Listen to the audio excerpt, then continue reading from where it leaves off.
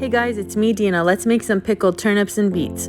Follow my recipe in the description box and you're going to be on your way to making the easiest refrigerator pickled beets and turnips that you will have ever had. They're going to make you forget about ever buying store-bought. But first, make sure you're buying firm vegetables. Clean them well because these are root vegetables. Make your brine, set it aside while you cut the vegetables just so it could be warm. I like putting garlic inside of mine, some jalapeños just for a little kick. It's not really that spicy. I peel my vegetables, of course, using the vegetable peeler, and I use the zigzag cutter. And all I do is I use it to cut circles, and then I cut across the lines to make these fry-looking turnips. And I like to layer my jar just like you see in the video. I put the garlic jalapeños on the bottom and then the beets, and then I top it with the turnips and push them all the way in. You want it nice and tight. And then you just put the brine that's cooling on the side on top of them.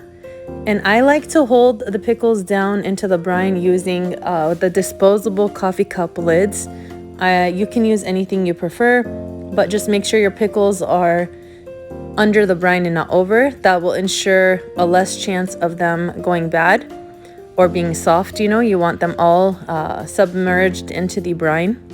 So another thing is make sure every time you get your pickles out of the jar, you're not using your hands, you're using a clean utensil.